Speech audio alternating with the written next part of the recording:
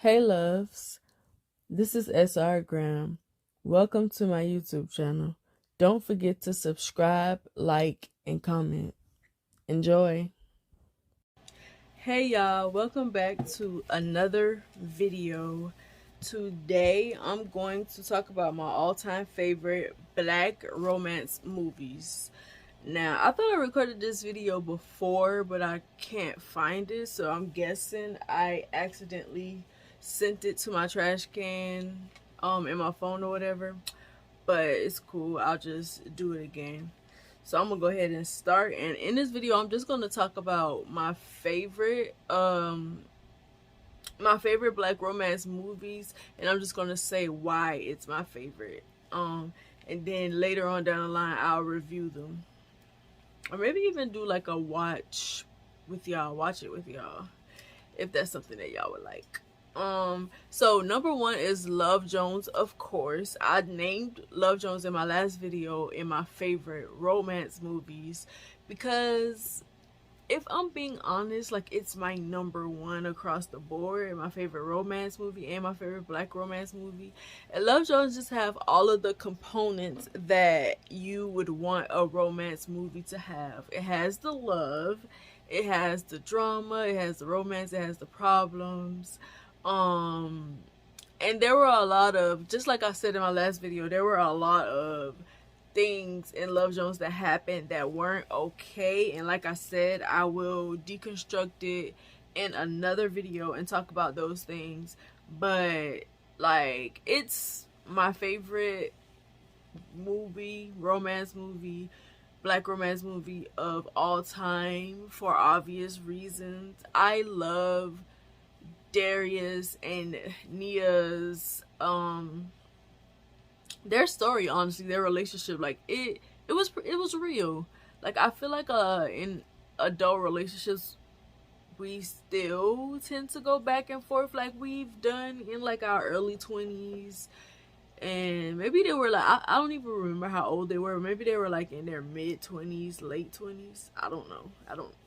Or were they in their early 20s? Because that was in the 90s. I don't know. But I will say, like, the back and forth was very accurate. Like, they were going back and forth. She dated his homeboy, which was messed up. I've done it. Some of us have done it, you know. So we know it's messed up. It was messed up. I didn't really understand why she did it, though. Like, she didn't like him. Like, I don't know. Was she trying to... She was dating him so she could end up in the same spaces as Darius, or what? I don't know. But it was messed up. It was a lot of stuff that on her part that was messed up, and then she would get mad at him for how he reacted to the stuff that she did, and it would be like, bro, you dated his friend. You're mad because he has this girl number saved on a paper. You dated his homeboy, and got right back with him after that. You left him for another man, one of your exes. Like, she did a lot of things that were not okay. A lot of things he did weren't okay either, but you know, both of them played a part in that drama. But like I said, I love that movie for those reasons, because like, it's everything a romance movie is supposed to be, at least what I want it to be. Number two, If Beale Street Could Talk. This is a newer movie. Like, it's not brand new, but it's newer. You know, the story follows these two young people. You know, the girl is, I think, 19, 20 maybe. She's an adult, but she's young. And I think he's like 22, 23, something like that. And you know, it pretty much like just goes through this family's life. Like, he's dealing with a charge that he isn't guilty of. Somebody accused him of rape, and he's in prison for it and didn't do it. And she's fighting for him. She's trying to help him get out of there because he's innocent. And at the same time, she finds out that she's pregnant. And one thing I really like about If Beale Street Could Talk was how her family reacted to her pregnancy news. Now, most of the time in black families, when a girl comes and she's pregnant, especially if she's young, they give her such a hard time. They tell her that she's on her own, they're not supporting her, and all of these things. But in this movie, it was different. They supported her. They were open to her being pregnant, even though she was young and, you know, she didn't really get to have an adult life. You know, she got pregnant as soon as she became an adult. But her family was very supportive. They were supportive of her, and they were supportive of Fonny, which is her boyfriend. And I thought that that was amazing. Like, his family, his mom was very judgmental, his mom and his sisters, but his dad was supportive of him, and that was great. Like, seeing the two families come together to support both of them through what they were going through was amazing to see, because it's not the norm. And I think that that was a beautiful love story. Even though it didn't end with him getting out of prison, he had to serve those I think it was 6 years. Even though it didn't have a happy ending, I really loved it. And it kind of did have a happy ending. You know, he still had his family, even though he was in there and, you know, it was hard for him or whatever. He still had that support system. He still had his family. And that's why I really love the movie. The support of the family is what, in my opinion, highlights the movie. Number 3 is The Photograph, which is also a fairly new movie. This one has Issa Rae and Lakeith Stanfield in it, and I love just about anything with Lakeith Stanfield in it, and Issa Rae. I love both of them, and together on the screen, it was just so cute. Like, they have these like awkward, like quirky moments where they're like flirting, and like their banter is kind of awkward, but it's cute at the same time because it's realistic. Like, no, not all of us are walking around here with like pickup lines and stuff like that to get that person that we like. Like, all of us don't always have the right words to say when we're, you know, we're talking to our date or boyfriend, girlfriend, whatever. And I just love how like they have those like awkward moments. It was cute. It was cute. The movie was cute. He basically came across her when he was doing an article on her mother. Her mother was a photographer, and then, you know, in doing all of that, he was able to help her connect with her biological father, which was the man that they got the pictures from or whatever. Some of the pictures from, I would say. She didn't know that this was her biological father, but he was able to kind of like bridge that gap, bring them two together. And, you know, at the same time, they had their little relationship. It ended with them deciding to work on things. So I'm hoping that there will be a part 2 to the movie, but maybe not. I don't know. It might not. But I love the movie. I thought it was beautiful. It was really cute. Especially for, you know, this modern time, because we don't really get a whole lot of romance movies like that, at least not any that I've seen. Number 4, About Last Night. About Last Night is hilarious. It has Regina Hall, Kevin Hart, Joy Bryant, and Michael Ealy. And I feel like Michael Ealy and Joy Bryant's chemistry on screen was amazing. Also, Regina Hall and Kevin Hart. I really believe that Regina Hall makes Kevin Hart funnier. Like, I would watch every movie with them in it together, because like their comedic chemistry and even just like their chemistry on screen was just, it was hilarious. Like, every time they were on TV together, I always laugh, and I've seen a movie over and over and I still laugh as hard as me watching it the first time. Like, I really love it. Like, whenever I'm having one of those days where, you know, everything ain't going right, I don't feel as good, I watch it and like it makes me feel better. I also watch Love Jones. Those movies make me feel better when I'm having a bad day. But About Last Night is so like hilarious, and I feel like it's so underrated. Like, I really like it. I don't really hear people talking about it much. Also, Joy Bryant as an actress, I would love to see her on more movies and stuff like that, because I think that she's a dope actress. Always did. You know, she's a model. Does she even model anymore? I haven't really been seeing her a lot. Actually, that movie was the last time I've seen her. But I loved her in Honey. Like, I just loved her.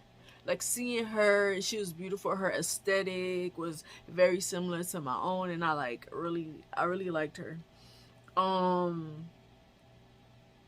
I'm trying to point out some things in that movie that I really liked. That movie was also very real, like the drama, the problems that they had. They moved very fast and got into a relationship very fast with each other, ended up moving in with each other really fast. And of course, it kind of ended as quickly as it began, which is most of the time how some of those things happen. Sometimes people are able to stay together and sometimes they're not, but they couldn't. But at the end, they end up crossing paths with each other again. Um, and you know, it also ends kind of like the photograph with them deciding to give it another chance. So it would be cool to see a part two to that movie, to see how Kevin Hart and Regina Hall's relationship and Joy Bryant and Michael Ealy's relationship, how that turns out. I would be interested in seeing that. Number 5 is an oldie but goodie, How Stella Got Her Groove Back.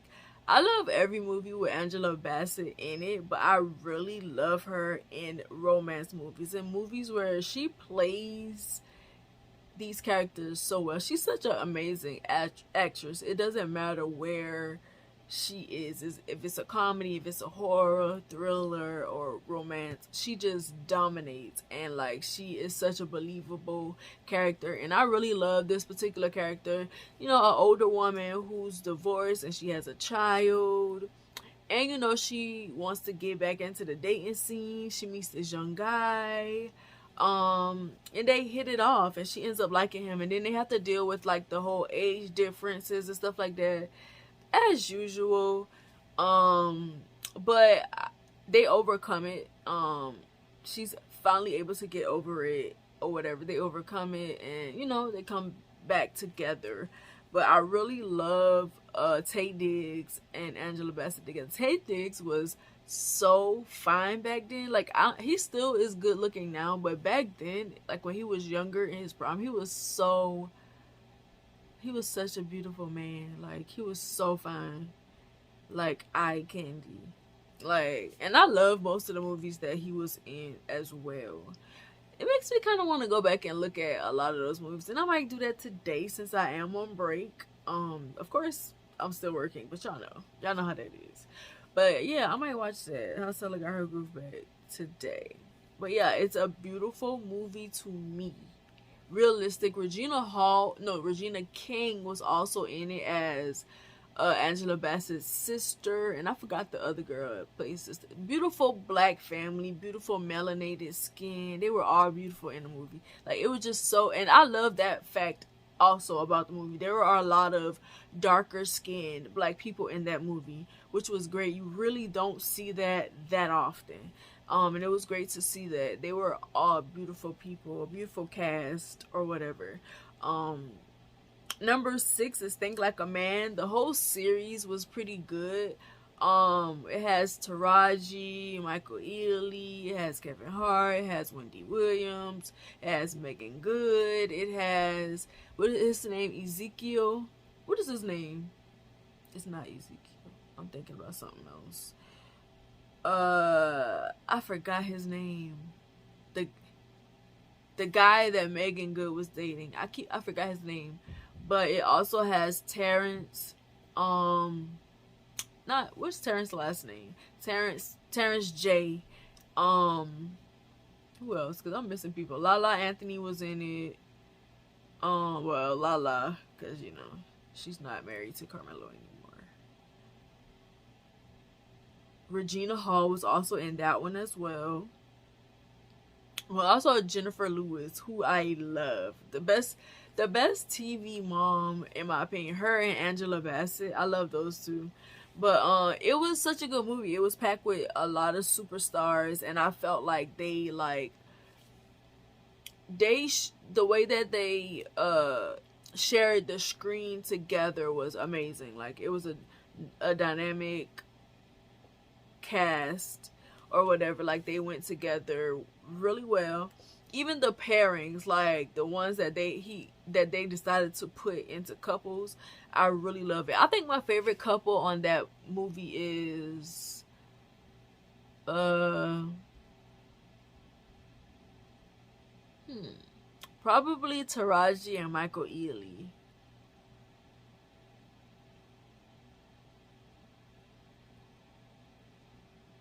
I like Terrence and Regina as well. But I think Taraji and Michael Ealy was my favorite. Also, wasn't Gabrielle Union and what is his name? The white guy? Is it Gary Ferrera? I don't know. I have to look it up.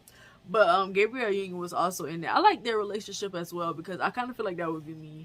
Like they were like very much like they like nerdy. They like the games, and he had like the action figures and I think he had comics and all that type of stuff. Eventually, like she kind of wanted to like get rid of it, but they were kind of like the fun couple. Like they, they just really was together, whatever. They weren't worried about all of the heavy stuff. They were pretty fun. I feel like that would be the couple that I would be in if I was in a movie. I thought it was cute. But yeah, it was a really good movie, very funny. It was hilarious because it had so many hilarious people in it. Jennifer Lewis to me was the one that made me laugh the most.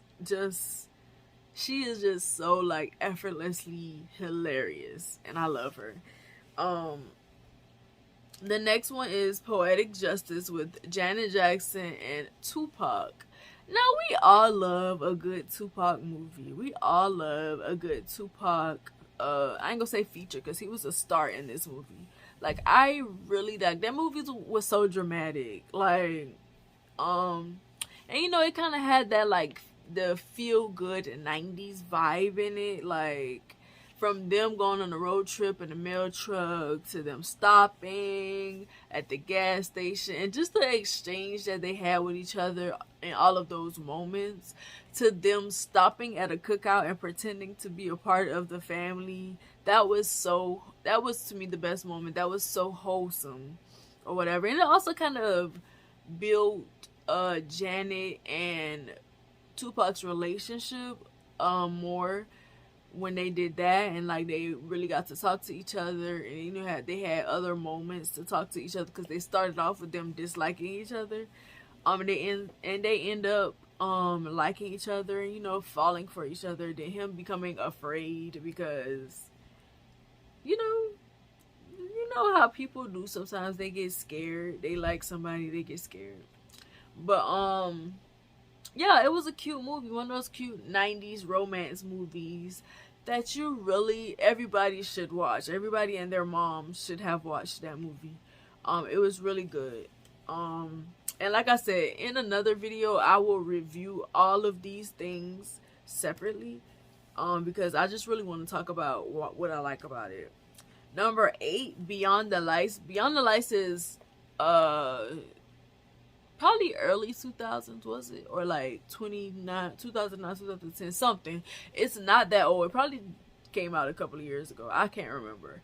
But it was a really cute romance movie where, this girl who's trying to be like a star, she's a singer or whatever, and her and this guy meets because she attempts suicide, and he's like the police officer who was pretty much her security guard at the moment. She was about to jump off of the balcony. He saves her. He talks her into wanting to live or whatever. And then, things happen. Her mom ends up spinning that story and making it seem like it was an accident, making him keep it a secret. And, he becomes invested in her life because he kind of like pities her. She's struggling with,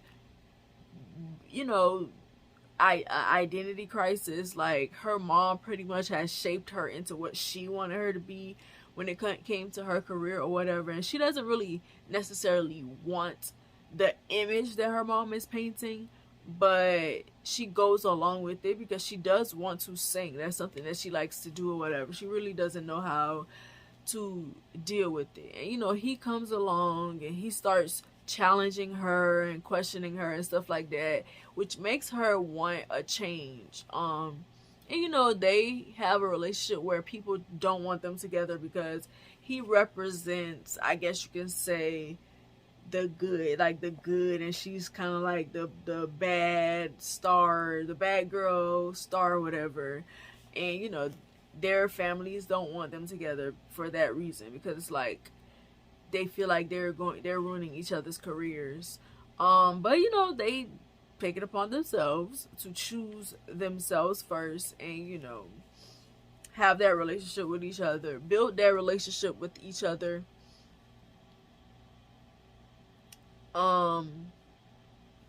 Build that relationship with each other despite what everyone else was saying or whatever. And I like it for that reason, because they chose themselves, they chose each other or whatever. And of course, you know, they had their problems and stuff like that, but in the end, things work out like they were supposed to.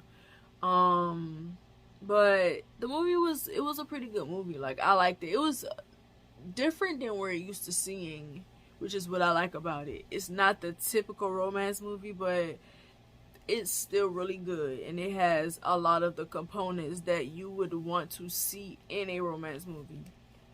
Number 9 is The Best Man, and I feel like y'all can probably relate to this and why I would like this movie. Excuse me for a second.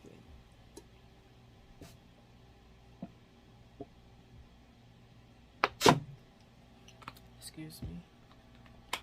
But The Best Man, also a great movie. With Morris Chestnut, Taye Diggs. It had Nia Long in it. Monica Calhoun, who is my girl. Like, I love her so much. Monica Calhoun. Who else does it have? It has a lot of other people. Terrence Howard, a lot of other people in it. It was a movie about these friends coming together for one of their friends' wedding. And then, you know, one of them being an author, and he writes a story basically about his friends. And like, you know, the book has a lot of secrets and stuff in it, and everybody has read the book except the groom, who's played by Morris Chestnut's character. And the book causes a lot of drama because, you know, like I said, he was dropping some secrets. He was saying certain things about his friends or whatever, and one of the secrets was that he slept with Morris Chestnut's future wife, who is played by Monica Calhoun. I mean, it happened, I think, when they were in college or whatever, and you know, they're all like walking on eggshells around it because he's the only person that doesn't know, and then he finally gets a hold to the book or whatever during the bachelor party and reads it, and then, you know, all hell breaks loose. They fight, and you know, the drama. He causes a scene at the wedding. He was gonna call it off, but then they tried to talk him back into not calling it off. It was a lot. It was a whole lot of drama, which is great in romance movies. It makes them better. It also makes them relatable, because things like this happen in real life. Like, I like movies that show things that could happen in real life. Like, I like realistic movies. And I thought that this was very realistic. Like, things like this can happen. And at the end of the day, you know, the friendships that they built remain intact. And I think his name is Hopper in the movie. He's able to fix things with his girlfriend after she finds out some of the things that he were up to, whatever. She is threatened by Jordan, which is played by Nia Long's character. Jordan is threatened by Mia, which is played by Monica Calhoun's character. So he pretty much like has these three women who represents him in different phases of his life, and like they kind of clash because like he's kind of all over the place and they don't really know where he's at or whatever. They still kind of want a piece of him, you know, except Mia. she was the only one that kind of like moved on, because it was like that happened in college. She doesn't really see him like that or whatever. But you know, people, they get jealous of your relationships with other people, especially if that person got a piece of you that they didn't get. And I think that was pretty much what it was. They wanted him to treat them like he treated her. They wanted him to think of them like he thought of her. And you know, that is not gonna happen. But you know, they get it together at the end of the movie, and they do have a sequel. I don't think I ever saw The Best Man Holiday. I don't think I wanted to, because I didn't want to see my favorite actress die in a movie. So I just kind of like refused to look at it. I don't feel like I'm missing nothing. But yeah, I love The Best Man. Number 10 is Waiting to Exhale. And, you know, we all love Waiting to Exhale. And I kind of feel like Waiting to Exhale was more like a cautionary tale about dating in your, like, 30s or late 20s, 30s, and maybe in your 40s as well. Dating in your 30s and 40s, I guess. I don't remember how old they were. I think they were all in their 30s, if I'm not mistaken. And maybe late 20s. I don't think nobody was in their 40s, right? In the movie. I don't know. But it's kind of like a cautionary tale about dating as a more mature woman, like as a woman. And you know, I feel like that movie was very realistic as well. Like, we get to see one of the characters have issues with her husband, like they're going through a divorce, and we get to see her kind of like fall apart because like she made her marriage her whole life, and then he up and leaves her, and then she's left with nothing. She has to pick up the pieces or whatever. So she's fighting to get a piece of the lifestyle that she helped him build. We get to see that, like a woman giving her all to a relationship, to a man, to kids, and like losing herself in the midst of that, and then having to deal with the fact that that's not her life no more. And now she has to kind of figure herself back out, like figure out who she is and what she wants and all of that stuff. Then, you know, we have to deal with a woman who has been single and like waiting for her son's father to want her, to choose her or whatever, staying available for him or whatever, and seeing her kind of deal with like her issues and trying to trust another man to date him and stuff like that. Then we deal with the girl who settles, basically. She settled for being a side chick, and she knows she's just really desperate for love. She wants love, and so she tries to find it in a lot of different men, and it doesn't really work out well for her. And that is very realistic for a lot of us. Like a lot of women who really want that ideal life. They want the husband, they want the kids, but then because of the quality of men, it's kind of hard to get that, and that is represented on the show. And then you have another woman who has been in love with this one man for a long time. This man is married, and like he keeps promising her that he's going to leave his wife, but it never happens. He keeps coming up with these excuses, and you know, at some point she finally gets to the point where it's like, I'm sick of this, I'm sick of doing this, you're never leaving your wife, I'm sick of you coming around making me feel like things are going to be different, and they're never different. You know, it was a good movie. It was we got to see 4 different views of how how dating life is for women, or for older women. Women in their like late 20s, I'll say, to 40s. And I feel like for that reason, all women should watch that movie, but also men as well. Like, I feel like Waiting to Exhale is like, it like has so many different components that make it so good. Like, we get to see the friendship between these women, we get to see the careers, and like who they are in their careers, and then how they are in relationships with the men in their lives. So like, for that reason, I really like it. Like, I like that it kind of like teaches us lessons.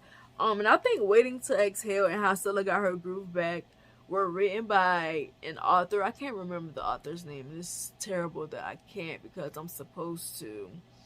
But they were written by the same person. They were books first, and then they got adapted into movies, which is great. I love both of those movies.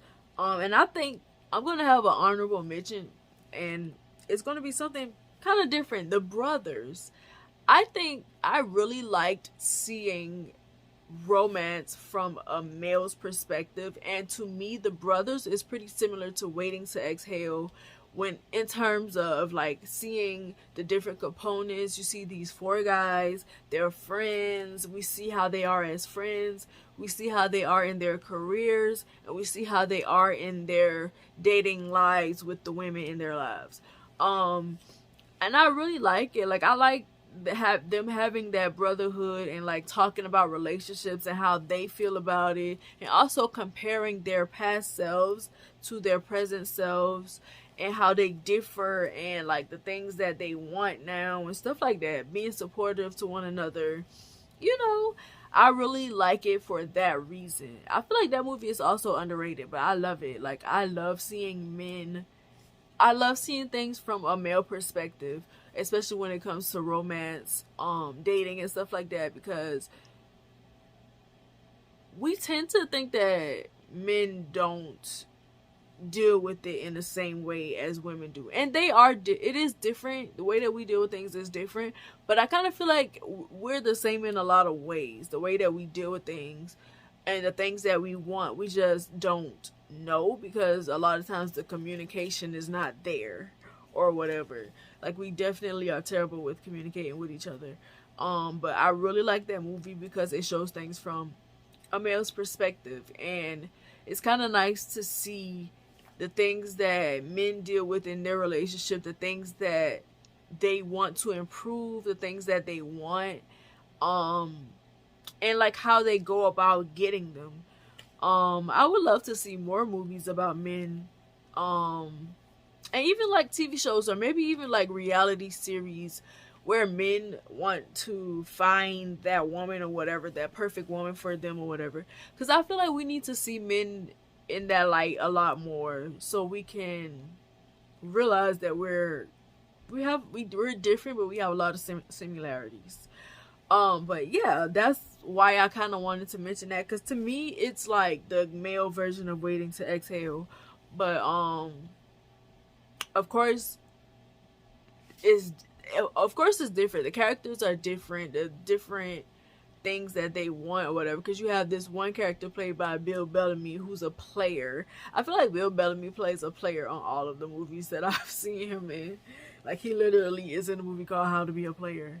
Like, he is pretty much like a player, and then you see how him being a player catches up to him, how it makes his life hard, and like he thinks that this is the life and this is what you're supposed to do, this is how you're supposed to live as a man or whatever. And then life kind of shows him like, no, that's not it, and because you think that that's it, I'm going to show you that that's not it. And he has to learn a lesson as well, just like the rest of them. I think Shamar Moore's character is kind of like having cold feet, because he's about to get married. He's having cold feet because, like, now the reality that he's going to be with one woman for the rest of his life is like in his face, and he can't ignore it. And it scares him, but he finally gets it together. Then you have Morris Chestnut character, who's like, he wants that life. He wants to have a wife, and he's a doctor. He's good with kids. I think he's a pediatrician. He's good with kids, and like, he's just different. He's very sensitive or whatever. He starts dating Gabrielle Union's character, and he falls for her. And then in the midst of that, he finds out that she dated his dad. I think they only went on one date. They didn't have sex or whatever, but it was hard for him to deal with it when he found out. But they eventually got over it. Then you have D.L. Hughley's character, who is married, and he's not getting the things that he wants from his wife sexually. So he puts his relationship into question, questions whether he wants to be with her or not, whether it's worth it, because she won't do what he needs to please him sexually. And I feel like that is very important too. I kind of feel like whenever it's a man that doesn't, I feel like whenever it's a man who isn't getting pleased sexually, women kind of look at it as, you know, why is it such a big deal to you, type of thing. Like, you shouldn't allow sex to ruin your marriage or whatever. Like, you should be able to get over it. But I think that it's important to talk about sexual compatibility in marriage, because I don't feel like a lot of people are sexually compatible. You may be good in all of the other areas in your life or in your marriage, and then when it comes to sex you're incompatible. I think that it puts the whole relationship in jeopardy. And I was glad that we was able to see that in DL Hughley's relationship. Like, his wife doesn't, I think he wants head, I think he wants her to go down on him, and she doesn't want to. She has these like ideas of what having oral sex, what giving oral sex is, because she's okay with him doing it to her. She has these ideas of what it is, and she thinks it's degrading, it's nasty, and all of this stuff. And it's like, when it's the person that you love, I don't see the problem in it. Like, why wouldn't you want to please the person that you love? But I was glad that they showed that component in it, because I think that it's important for men to get what they want in relationships as well. Like, I feel like we both should. There should be some type of compromise whenever it comes to certain things that we want. And sex is very important. That's something that you want to be compatible with your partner, especially the person that you're married to. Like, I don't see a relationship working out if you're sexually incompatible. Like, I don't care what nobody says. I don't see it. You need that part just as much as you need to be equally yoked mentally, emotionally, physically. Like, a lot of those things matter. And I feel like that movie shows that, and that's why I really like it. But that is the end of this video. Like I said, I will probably do reviews on each of those movies. So I might even do like watch parties with y'all or whatever, as my fan base grows, or as my subscribers grow or whatever. Just because, you know, I kind of want to do different things on my channel or whatever. Like, I like doing reviews, I like talking about these things with y'all as well. But it would be cool to actually be able to watch movies, for y'all to get my reaction to them while they're playing or whatever. It would be dope. But thank you for watching this video. I will see you in my next one. Don't forget to like, comment, and subscribe. Also, let me know what your favorite Black romance movies are in the comments below. I look forward to reading them and like talking to y'all in the comments. But thank you for watching. I will see you in the next one. Bye. Before you go, check out my website at srgrahamwrites.org. Scroll to the very bottom of the webpage to subscribe to my mailing list to get news and updates from me. Also, check out my latest novel, Drown the Lovers. It is book 3 in the Two Monogamous series. You can purchase it from Amazon and Barnes & Noble. Thank you.